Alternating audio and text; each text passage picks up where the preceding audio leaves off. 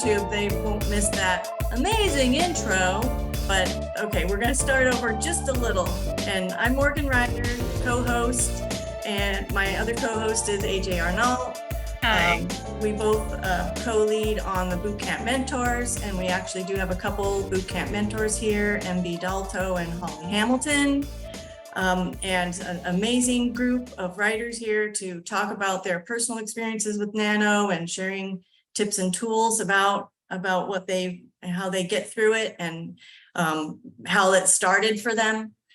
So what we want to do is just let each of them go ahead and introduce themselves and talk about that. And y'all can go in alphabetical order if you want to, if that seems easiest. So like AJ, if you want to start off. Yeah, sure. Thanks, Holly, for that wonderful double introduction. So I'm AJ, Wattpad creator, and this will be my third year trying to do a Nano. I'm really excited to be here with everybody. We have some amazing folks that have all been Nano winners.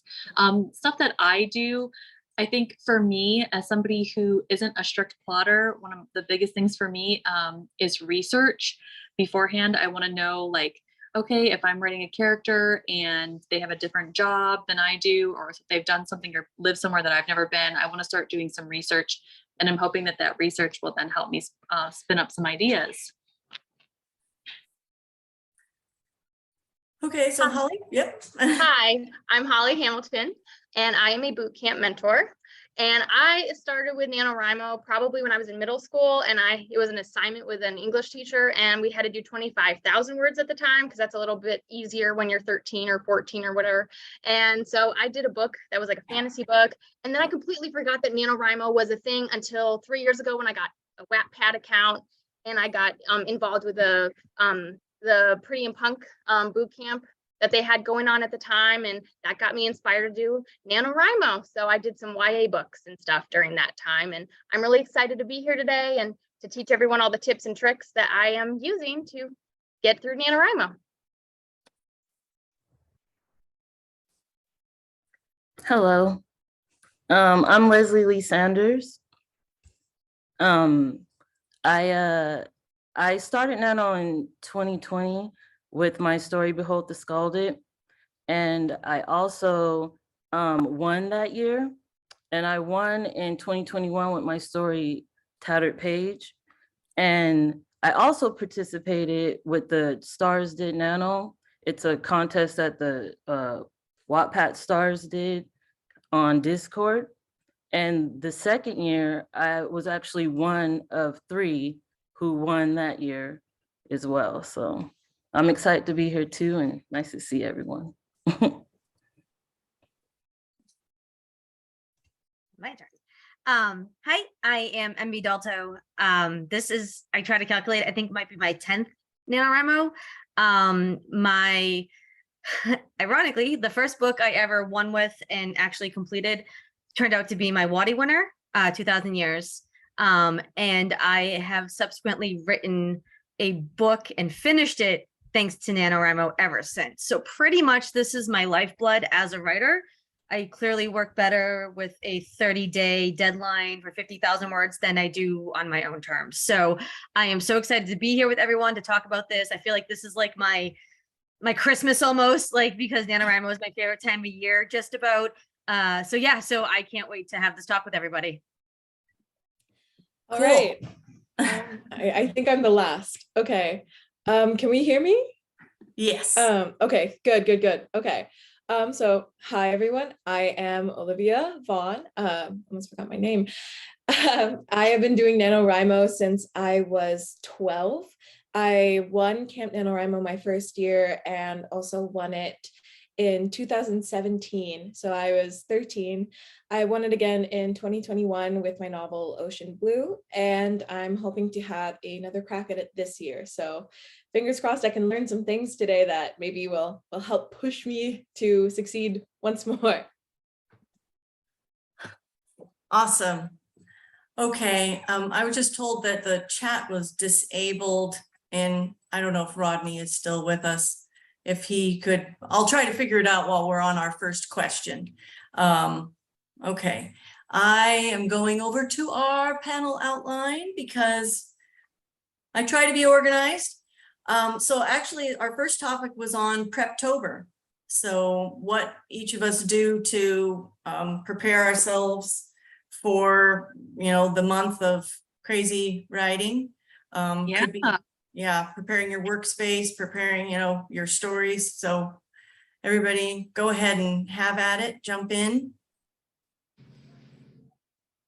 Could this be the place to plug that we're also running a Preptober on our bootcamp Discord? Ooh, So plug folks away. can Go on in. come join us in our bootcamp Discord. We're doing this in concert with the Pretty and Punk folks this year.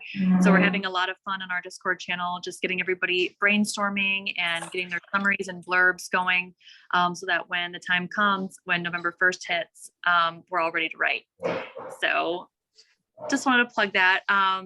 Preptober is a lot of work for people who are plotters.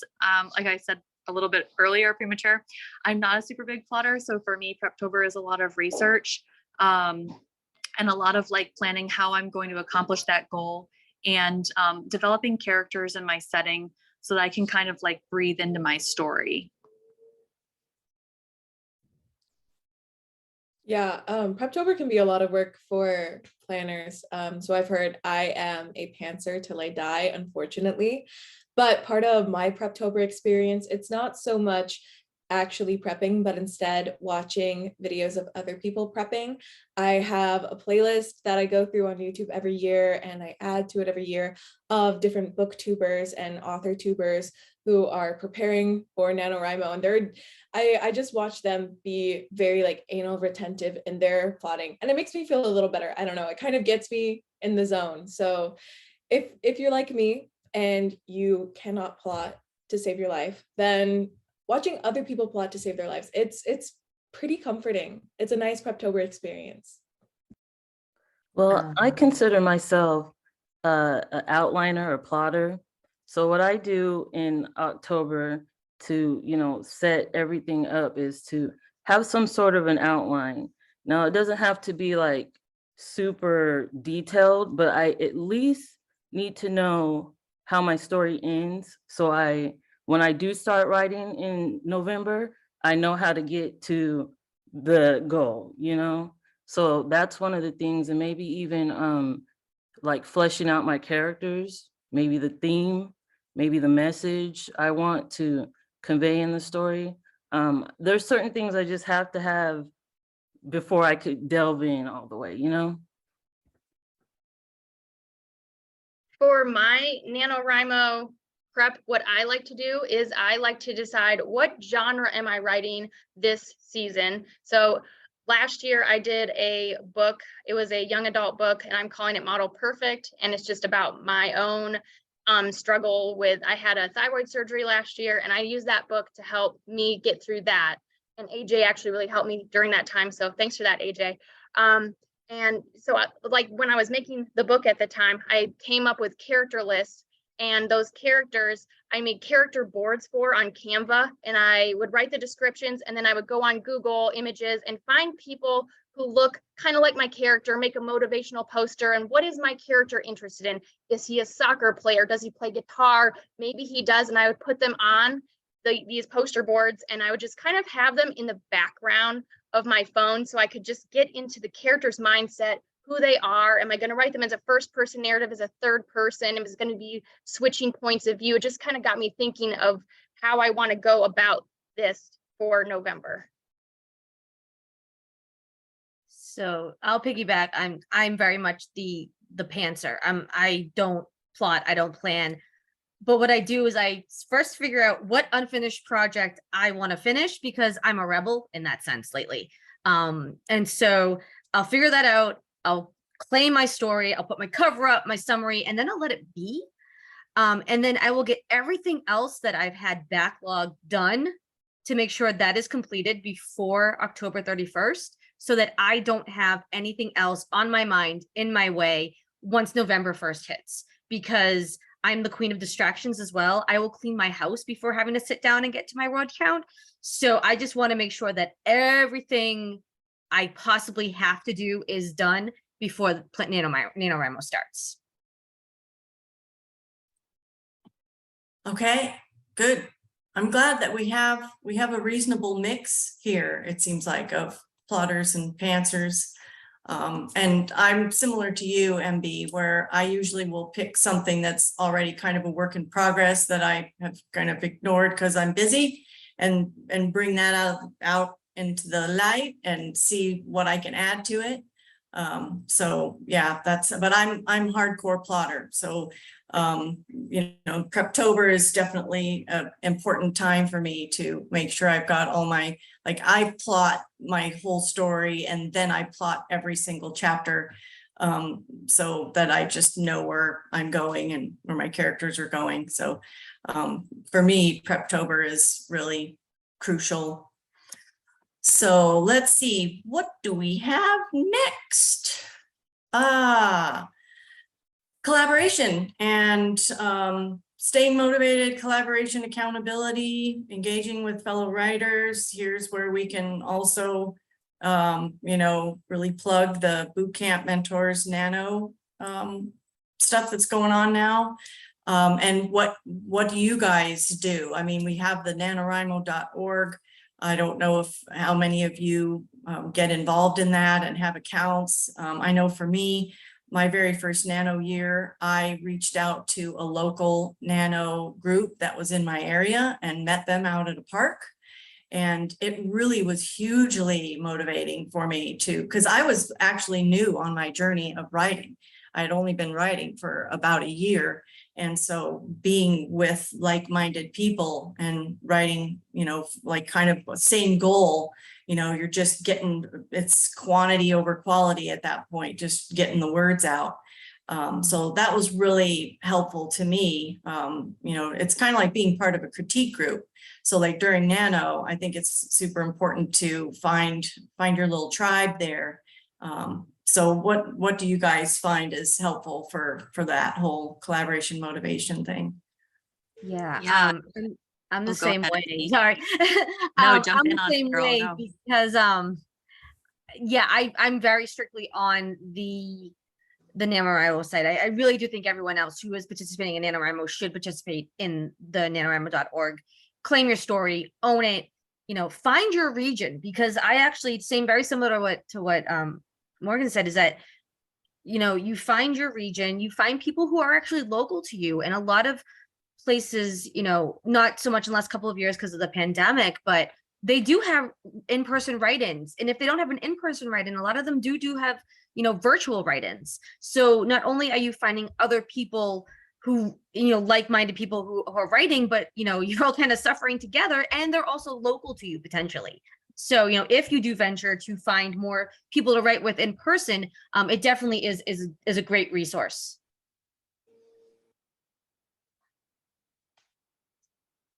Yeah, that's such a good point. I feel like if you don't have a writing bestie, you should get a writing bestie, or 2 or 3, and be able to, that's what I do. I have some really good friends that really help me stay motivated. I think for this year for Nano, I'm actually working on a project with a friend. So that's going to be really exciting. But I think the best thing to do is, if you don't have a writing friend, definitely reach out and find one, because having that person that can just give you the gut check, hey, it's okay if the words weren't perfect today, you made it to the goal, and that's all that matters. Well, I find that that support actually on Wattpad with the readers, because when I post my progress, I get a lot of responses and feedback from other people that are also participating.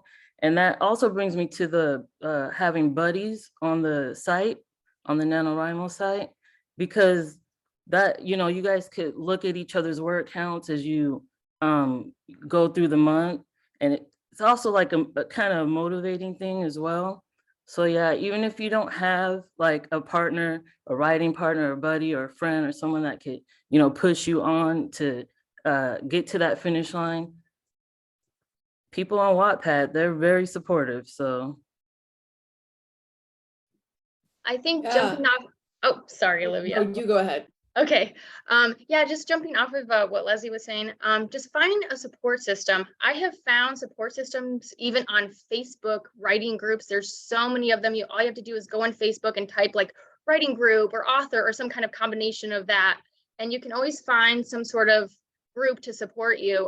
For me, I'm a young mom, so I have found some writer groups for moms, and I have been a part of some Discord groups who do sprints together in our motherhood. I know not everyone who's on here is a mother, obviously, so you can always find that support on Wattpad, find that online community, find that buddy that AJ was referring to, and really just have that person hold your hand, take you through Preptober, take you through NaNoWriMo, and if you don't get all the words in, that's okay. You've got the words in for a great story that you will finish up when you can. Yeah, I'm going to university in Texas now. I'm a freshman, but I came here from South Dakota. So we didn't really have a regional NaNoWriMo group, unfortunately. But it's really awesome here. There's a creative writing club. So I'm hoping that a couple people hop on the NaNoWriMo train. The boot camp Discord sounds pretty fun. So I'll definitely be joining you guys for some NaNoWriMo, I guess just inspiration. Something that also helped me was just randomly texting my friends about it. They weren't doing NaNoWriMo, but I have one friend that I can call at basically any time of the night and be like, I just thought of this. What do you think? And she'll be like, oh, actually, that's kind of fun. So like a lot of you guys are saying, just having even one person to talk to. Sometimes I spitball ideas with my readers just on my conversations page. And even if I only get a couple of responses, it's still useful to see that and just to have some kind of feedback. So just reminding other people that you're doing NaNoWriMo, I think, is a terrific way to, I guess, remind yourself. Yes, I agree with all of y'all. I love the NaNoWriMo.org site. They have a lot of great features there. And also they have an Instagram account that just kind of got started back up. I was noticing they had been kind of slowed down, but now we've got a lot going on. So if you guys want to check that out. Okay, so the next question we kind of touched on a little bit, but again, since we have a good variety, we have both plotters and pantsers, we have some hardcore pantsers here. So one of the big questions that comes up and that has come up already in the NaNoWriMo Bootcamp is, can you pants your way through Nano? And, you know, like anything that can be helpful to somebody who is a, you know, true blue pantser, to, you know, keep them going. And, you know, I mean, again, like I always think about pantsing with like having like with the whole plot holes thing, like how often do you fall into those plot holes? And does it really matter at the end of the whole Nano? If you have a bunch of plot holes, like, it's like, oh, well, I'm just going to go back later. And, you know, I've got those words down, you know, that was the big point. So what are your thoughts there? And B, I get so many thoughts. So I am the most pantser of pantsers doing all the pantser things. I'm a huge believer of when it comes to Nano, just write. Like, it doesn't matter whether it's good, whether it's coherent. I mean, obviously, but like, so I use Nano. I am a very fast drafter anyway. So that really helps me being a pantser, is that I literally just go with my stream of consciousness and get those words down. You know, I will say now I pants, but that doesn't mean I don't know where my story is going. I just don't have a point by point outline. I literally know how it's going to end. So I have a goal. So that is, at least when I'm writing, I don't know how it's going to start. I don't know the middle, but I know where I want everything to end up. So that is my guiding force as a pantser. Hell, I make characters up as I go. You know, I may have like, oh, they're friends, but now they're going to be enemies. And this random person I didn't intend to be is now going to be the love interest. Like, I really have no idea a lot of times. And that's kind of the fun part. And it really makes me feel like I truly am creating. I truly have no boundaries. I can write whatever I want and then fix it later. Yeah, piggybacking off of that, I never have any idea what's happening when I'm pantsing. So my 2021 project, I had started writing it. I got about 9 chapters in and was like, nope, this isn't working. Waited a year and used it as my Nano project. And I had absolutely no idea what was happening for me. It was just getting words on the page. I hate revision, but I guess at a certain point, it's better just to accept the fact that you need to revise heavily than to sit there and stare at a blank page. So I had characters coming out of nowhere. Even now I have a couple comments on my timeline in the book. It's a couple things. They'll be like, I thought like it's been 2 days and you just said it's been 3. It's like suspension of disbelief, guys. But it's just something that, especially on Wattpad, I think everyone is just really accepting of the fact that there will be plot holes and everything. So I think NaNoWriMo writing is a perfect place for it. I had the end of my book, I finished it for my 2021 Nano. It was 13,000 words in 6 hours in one night. I kind of pulled an all-nighter because I was like, okay, it's happening tonight. Tonight is the night. And most of that, I would say the latter probably 6,000 words got rewritten and another 6,000 words were tacked on. And that's completely all right. My ending changed drastically and it needed to happen.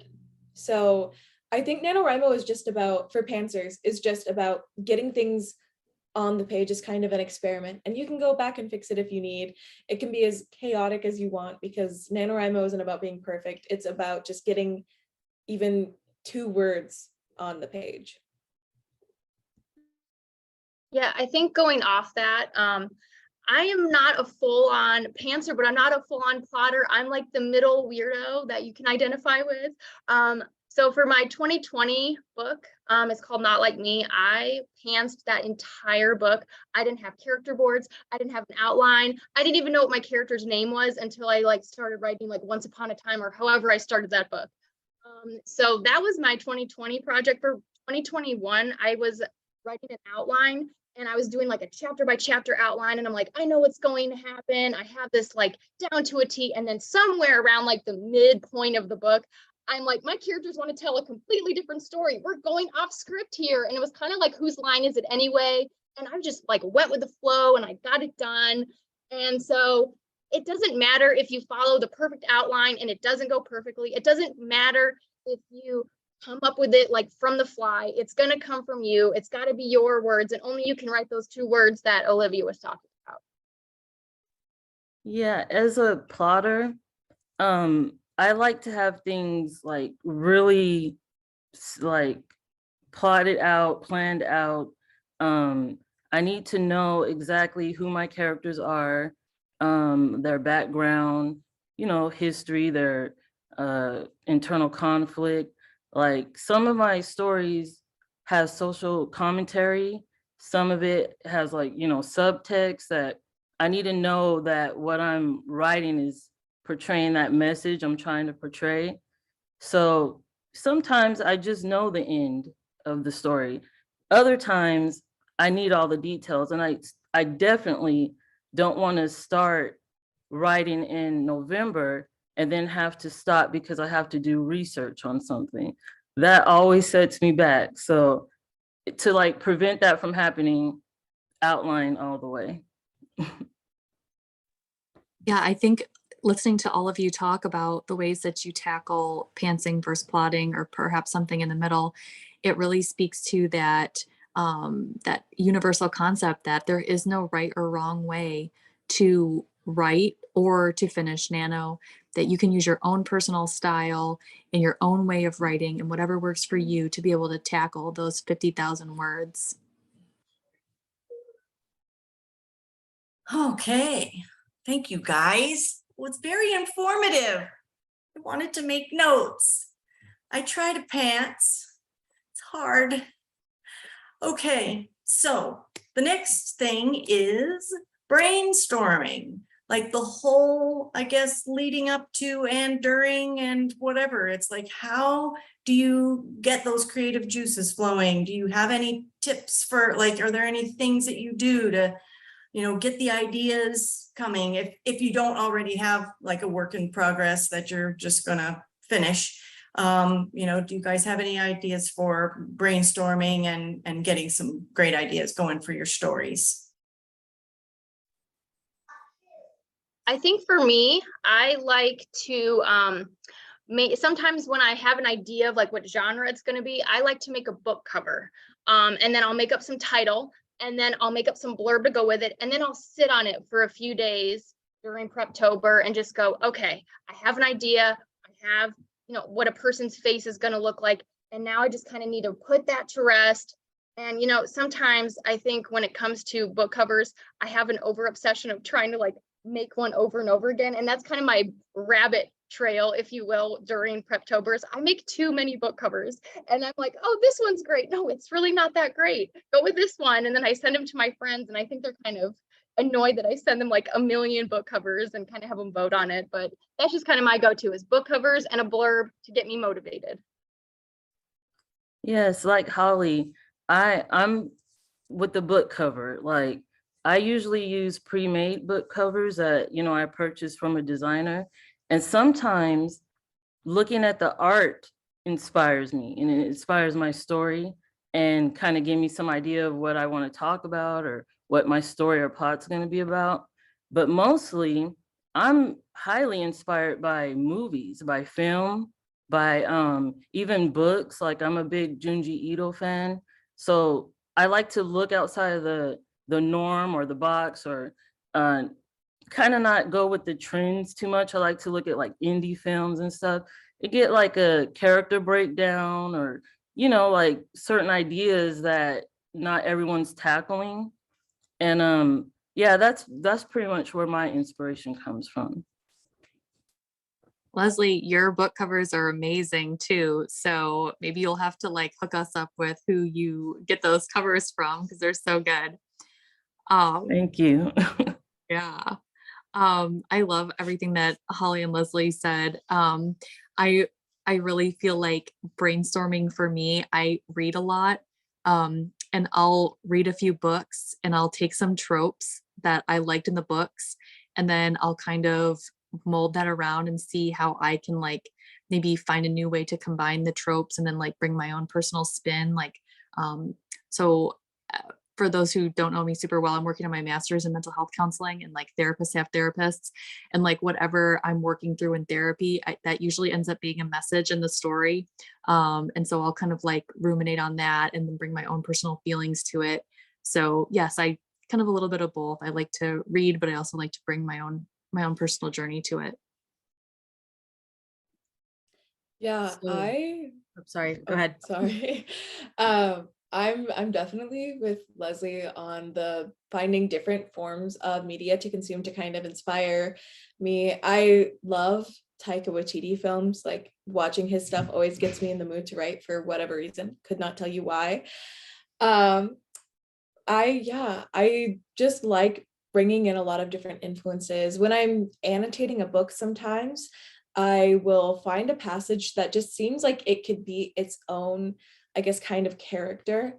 There will be something that really sticks out to me, or just a sentence that feels just really, really vivid and it really stands out. And so I might like mark that and just look back on that if I'm ever running out of influences.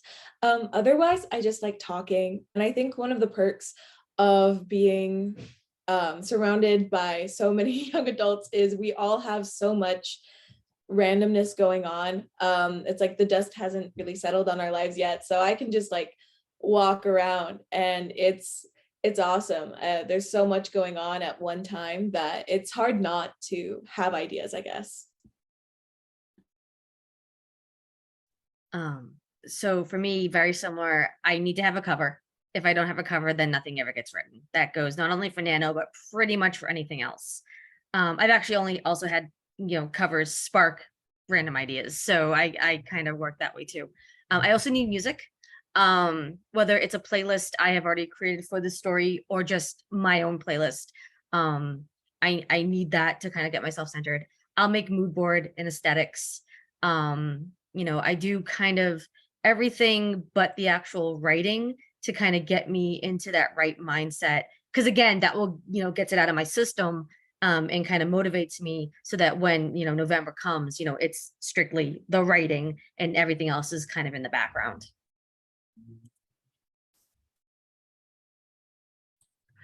I love all those. As far as I'm concerned, I actually get most of my ideas while I'm walking around the neighborhood. Just being kind of present in my own head, in my own space with not a lot of distractions. I just keep my phone with me and will like make notes, like audio notes. Just because I don't know, like just not having distractions is, for me personally, helps me to brainstorm stuff better. So just thought I'd throw that in there. I was actually looking at our topics, and our last topic we kind of already covered, which was kind of staying motivated and things like that. And like, if there are any self-care things you do you like clean your house ahead of time? Or, you know, like, is there anything outside of the writing aspect of Nano that you do to prepare yourself mentally and or physically to make sure that you're able to just focus on that task? Anybody? I love that. Oh, Sorry, sorry. go ahead. Jay. Please, Yeah. please, right ahead. Okay, I go purchase a NaNoWriMo shirt like this one. It says NaNoWriMo winner 2021. And I put it somewhere to motivate me to like continue and write the book. So I don't think they're up yet, but when they are, I suggest you get one. It's very motivating to see a winner shirt because it feels like there's a goal in mind. And even if you don't win, just get one anyways, because it's just fun to have. It's a little keepsake that show that you participated or whatever. And as far as like physical prep stuff goes, get a manicure, get a pedicure, get a massage, get a facial, like whatever you need to do. Go buy a new wardrobe, go get a puppy, like just buy something, do something for yourself, do something for you. I got a pedicure last year and it was great. So that's one of the things that I did for self-care. Those are all fabulous ideas too, Holly. Like just all of them. I love them all. I love all those self-care ideas that you have. When I think about like how to stay motivated, how to keep that momentum, like I try and think about what is motivation. Like motivation has 3 parts to it, right? The first part is you have to be aware that there's a problem that you're trying to get motivated to overcome. Right? I have to write 50,000 words. That's my problem. I need to overcome that. Then you need to establish like its importance, right? In your life, its priority. Like how high is this rising to my priority list? It's like, you know, however you rank your priorities, maybe, you know, I have family, I have school, whatever they are. And then where is writing going to fit in? And when you've established where that priority is going to go, then it's time to communicate that with the other important people in your life, right? Hey, you know, it's November. I do a lot of writing in November. Just if I'm less present, please don't feel like I'm shunning you or I'm upset. I'm here. I'm trying to accomplish this goal that's very important to me. It's very high on my priority list. And so having that healthy communication with the people in your life. And then the last part of motivation is confidence and hope. So not just the confidence that you can accomplish the goal, but the hope that I will get there in the end. Sorry, and my children are going to be trying to pay attention in the background. But I just want to let you guys know that, you know, understand that motivation does have certain parts in it, and where you are in that process, you know, understanding the problem, communicating its priority level, its importance in your life to other people around you, and then having confidence and hope. Yeah, I'm gonna definitely piggyback off the my biggest motivating factor is I scream it out loud. I tell everyone I'm doing NaNoWriMo. So if everyone knows, they can be like, hey, how's NaNoWriMo going? And if I don't win, I'll be like, well, I didn't make it this year. Not that there's anything wrong with that. I will admit, last year did not finish. Last year was just personally, mentally draining. I did not finish last year for the first time since I started writing NaNoWriMo. And that's okay, because another year is another year. And, you know, you get the words done or you don't. And that's self-care in and of itself too. but yeah, I pre-order my shirt. Every year I pre-order my shirt because that's motivating enough. You're like, you know what? I'm going to do this for that shirt. I'm going to own that shirt. I mean, last year's I still own and I still wear it proudly. That's beside the point. I also agree with Holly. I schedule a manicure, pedicure, and facial the first week of December every year because that's kind of like my own personal reward. You know, for the month finally being done. But also like, you know, during the whole month of November, you know, it's okay to take breaks. You know, Leslie and I were talking about this a little bit before the panel. You know, sometimes you stack up that word count, knowing if you're going to be busy, knowing if the holidays are coming at the end, you know, knowing that something may keep you from hitting that daily word count. That's Sundays for me. Sundays are generally I'm going to write for 5 or 6 hours, see how far I can get, and, you know, let the rest of the week, you know, catch up. So it's all those little games like about this big month of deadlines that you got to play with yourself just to make yourself feel okay in pursuing this gigantic goal.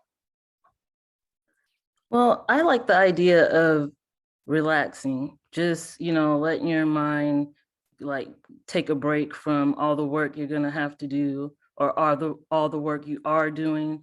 You know, coffee. That's my go-to. Like chill out, coffee, movies, a bath, you know, a nice bubble bath, just relaxing, because sometimes NaNoWriMo can be stressful, especially for those of us who consider themselves perfectionists. And I say it a lot, I don't recommend it. Perfectionism is like, it's a stressful thing. But yeah, when you feel like you have to make those goals every day, like I used to, or you have to win, you know, sometimes taking a break, you know, having your sip of tea or coffee, that's plenty self-care for me. So yeah. So I love relaxing during NaNoWriMo. I'm like a very like go person. I'm attending university for like academic scholarship. So I am constantly working and on the move and just doing a bajillion different things at once.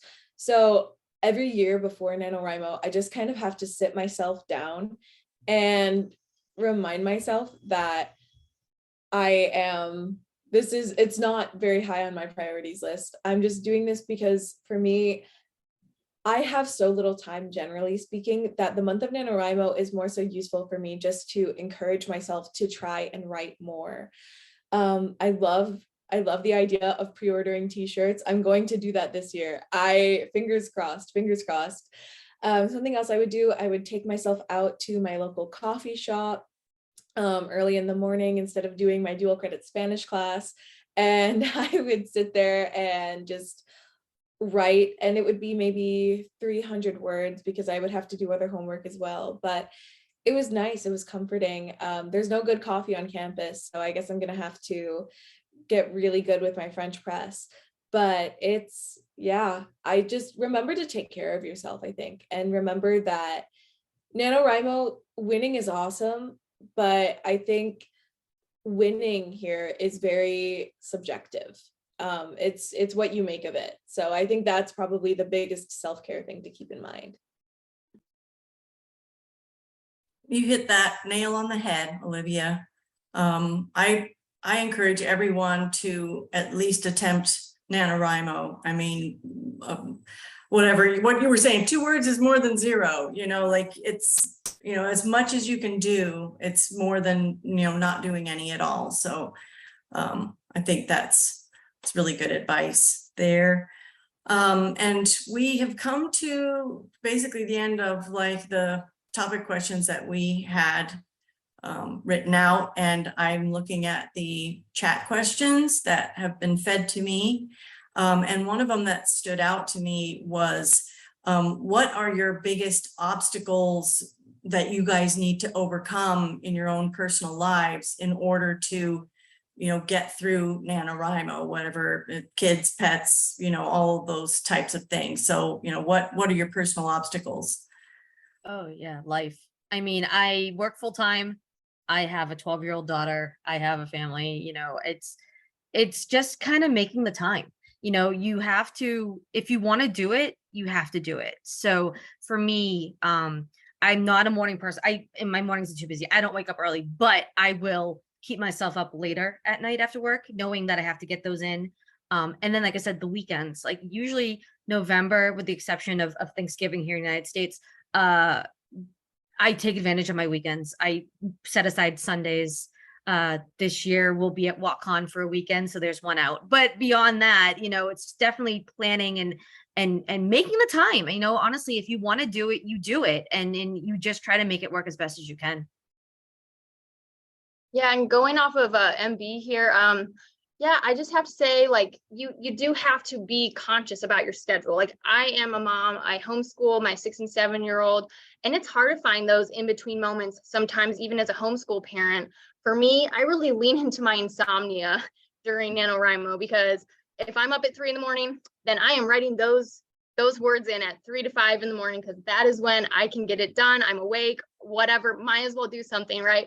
So for me, I try to have a schedule of like word goals a day. And I know that my schedule does not work for everybody. So I'm not, you know, telling you that you have to do my schedule, but what I do is I usually do 2.5 thousand words over like a 10-day period. And then I give myself a week off, and then I repeat that. And so that's me getting in that first 25K and just giving myself time to have an R&R mental break. How's my book? What's working? What's not working? And then I just go back and I don't edit anything. I don't even look at it for 6 months until I hit the end. I don't look at my book for 6 months because I can't. NaNoWriMo is not a time to edit.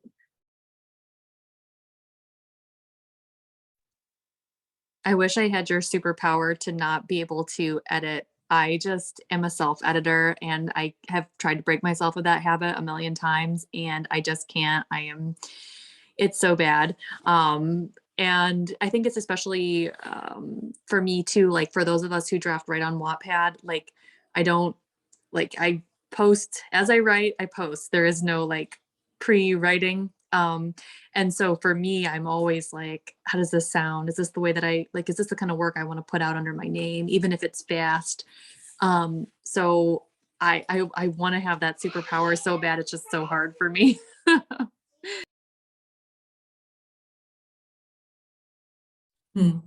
I guess you could say that then your obstacle would be the self-editing. I mean, that could be an obstacle for a lot of us who, you know, the perfectionists in the group, you know, being able to just let it be. I know it's not right. I know it's not how I want it eventually to be, but just, you know, let the words be there until you can go back to it. I don't know if I could wait 6 months. but yeah, no, it's definitely obstacles. Does anybody else have any obstacles? Yeah, well, I have a family. I have 3 girls and a husband.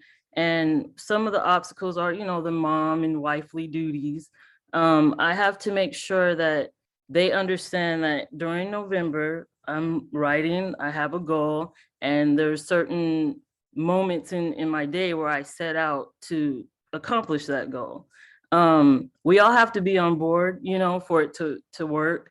So I don't get frustrated or stressed out, because like I said, I'm that perfectionist, which when I have a goal in mind, I have to make that goal.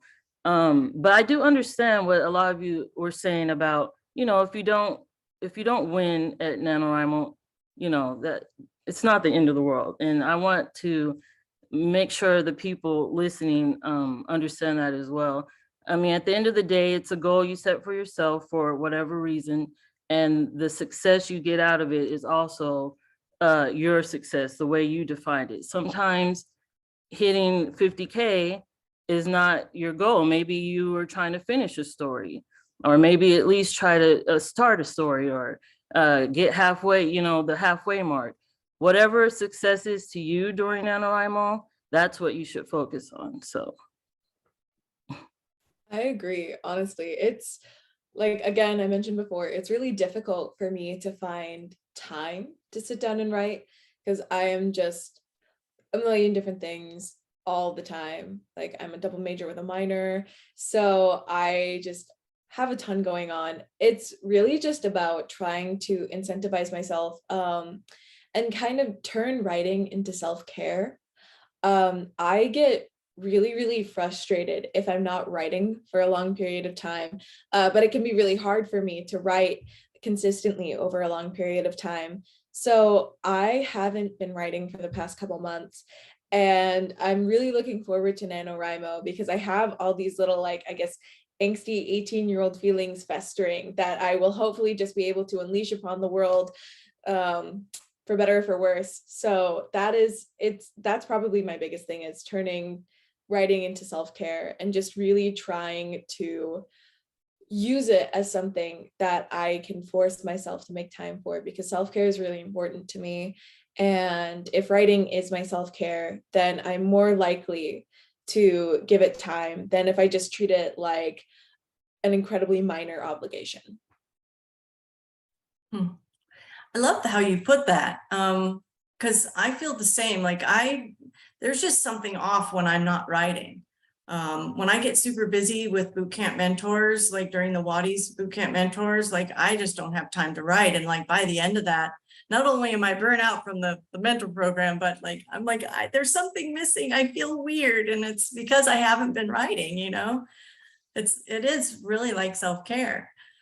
Okay, so we had another really good question, which is, do you guys know what your max word count that you ever wrote during Nano? Like, what was the most number of words that you've ever written? I mean, do you have that in your brains, or does anybody remember? You mean over the 50,000 limit? Right, yeah, like if you went above and beyond, like what your biggest number.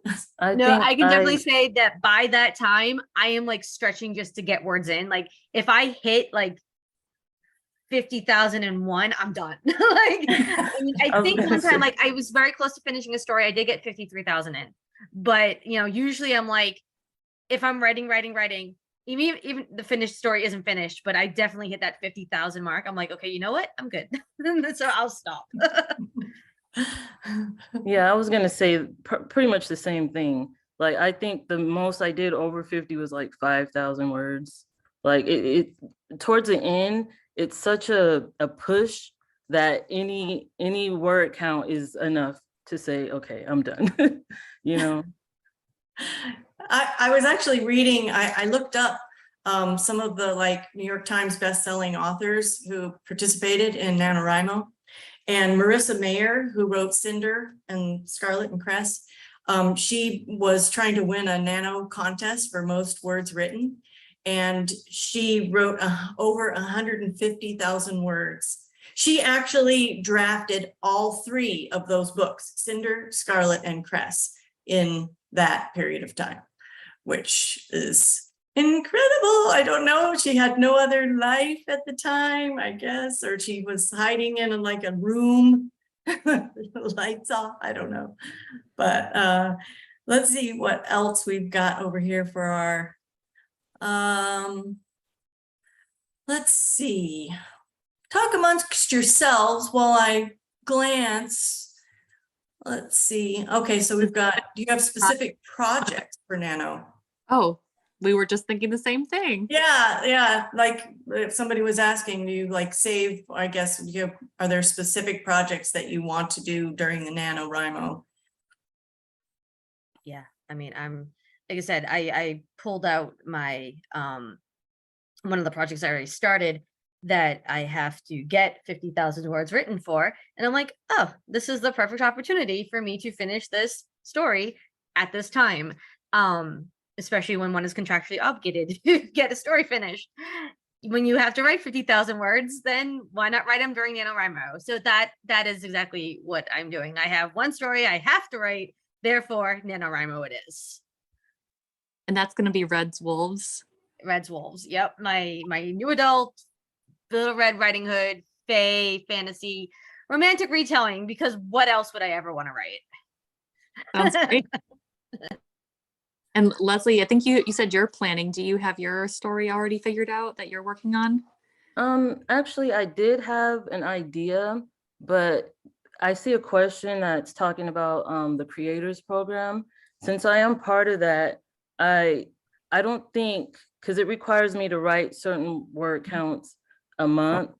And I was thinking that I want to start a new story, but then I have a current WIP that I will need to write at the same time. It might be difficult. So MB actually gave me an idea. Why don't I just finish the story that I'm writing now during NaNoWriMo? I didn't even think about that.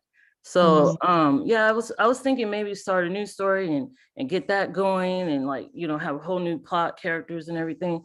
But I see how hard that might be with having like an obligation to finish another one. So yeah, that's probably the direction I'm gonna go. No, Yeah, I will feel say- yeah. Yeah, I will say when I first started doing NaNoWriMo, you know, I was like, oh, it has to be a brand new story, 0 to 50K, November, that's it. And then as I continued to look for things to write, I'm like, I have all these other stories that I've started every other month of the year that I just cannot finish on my own. So yeah, that's why I have been a rebel pretty much the last couple of years, only because I need to get writing done or I won't do it. right. No, that For makes total me, sense. oh, sorry. No. So for me this year, I think I'm gonna rebel again. I'm currently trying to decide between which WIPs I want to finish. I have one that's about like 39K that I have left untouched because I kind of just need to go back from the beginning and fix things. And I have another one that is, I think, 29K that I really don't like. So I've been really wanting to go back and just kind of fix everything about it. So currently trying to decide between those two. And I did see on the Q&A here, we do have 2 anonymous questions. If you guys can see those two. The Yeah, first go one is ahead and hit those. Yeah. Okay. So how do you avoid burnout while trying to balance NaNoWriMo with work, school, and life? For me, it's again just really trying to make it self-care, a self-care activity. I'll take myself out for coffee, I'll sit down, I'll dress up nice. Sometimes I might put some makeup on, and I just really try and, I don't know, feel cooler than I am. And I'm like, I'm sitting in a coffee shop and I'm writing like a real author, because imposter syndrome. And I'm like, it's just like Nim's Island, except not at all like Nim's Island, or like Romancing the Stone. And yeah, so I just go and just try to make it, it's like a treat for myself after completing all of the stuff I have to do in a week. Going off of the previous question of like what our projects are going to be, I'm kind of torn this year. I have a project that's a romance book that I might try to, you know, get into, or I might try to finish a YA book that I started. I'm like 7 chapters in. I'm not sure what the word count is, but I kind of just stopped writing this book in April. It's called Soccer Boy. And I'm like, I don't even know if I like the main character. Might scrap the whole thing and start it brand new. I'm not exactly sure what I'll be doing this year. And yeah, going off of Olivia with Burnout, it is important to take care of yourself. And I like the idea of going to a coffee shop and just pretending like for 30 seconds that, yes, I'm a real author. I can do this with my headphones on. I like this idea. You guys are Are funny. real authors. Don't joke yourself. That's it. There's no aspiring here. We are authors, we are writers, we write the words. That's all that matters. Damn it. While we still have a few minutes, and kind of going off what you guys are talking about, we had a question come in about or your drinks of choice. Like, you know, if you drink certain things while you're writing, and like if you're at the coffee shop, which for me would be the local bar. Now, like not a dive bar or anything, like I get food there, but they do have a bar. So for me, I would order a Captain and Coke and have my AirPods in and have my laptop there on the bar. And so what would you guys have, like always sitting by your laptop with you? I can't go to a bar quite yet. So for me, coffee's a big one. I've been trying, I don't know, coming to college has been nice because there is no good coffee on my campus. It is all so sad. So I've been very weaned off caffeine, which is maybe a good thing for me. I don't know. I've been seeing the doctor for some issues. This summer I could drink like 6 cups of coffee in like a couple hours, and I'm like, whoa, I wrote like 4,000 words. So I think I'm gonna be switching more to matcha and tea. My late night drink of choice is like ginger lemon tea. Sometimes with a little bit of honey. So I might be stealing my roommate's honey.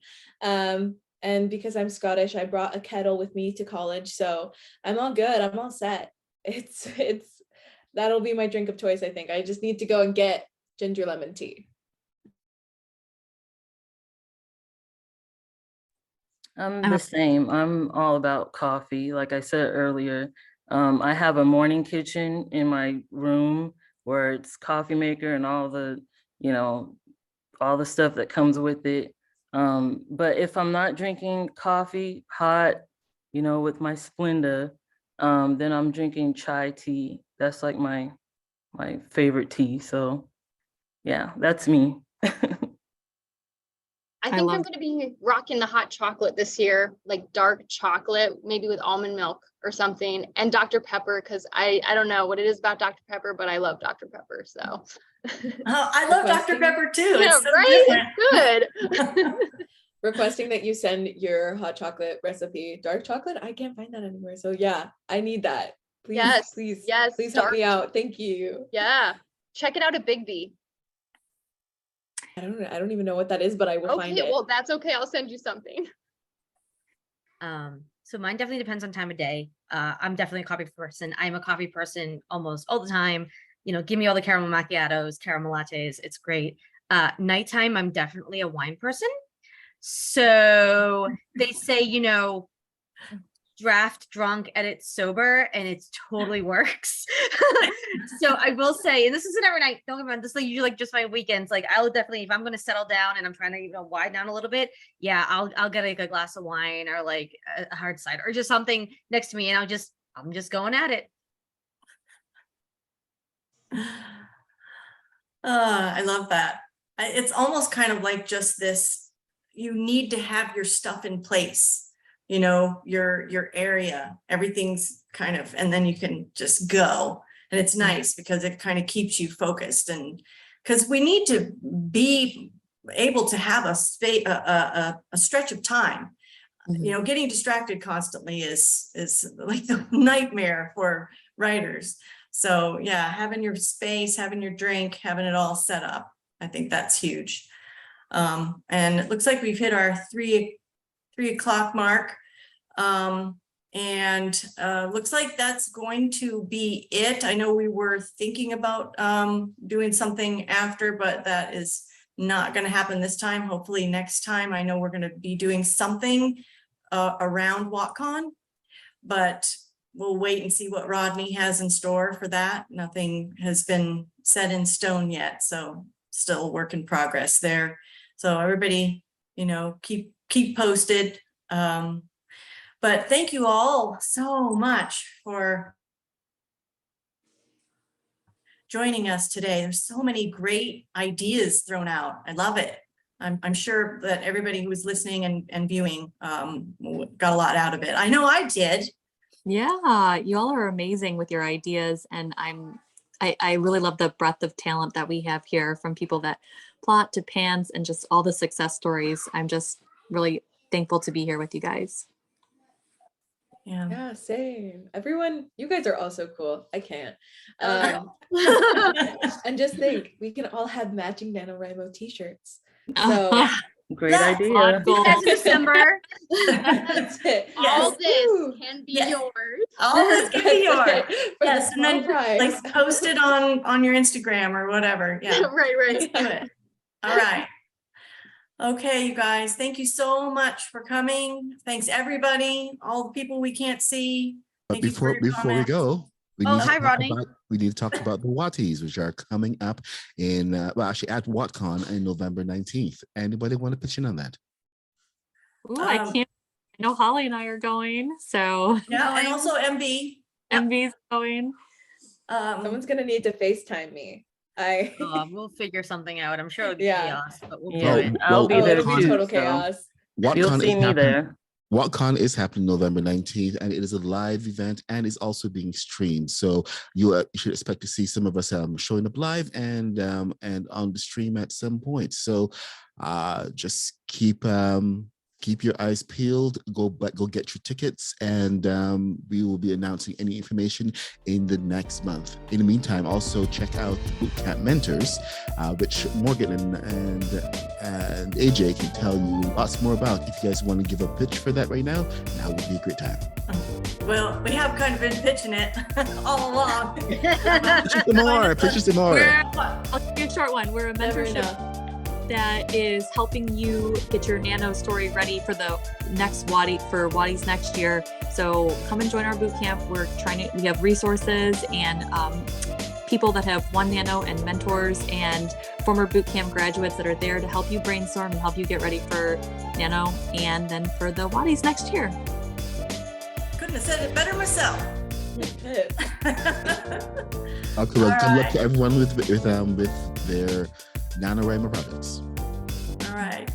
Thank you, everybody. Take care. Bye-bye now.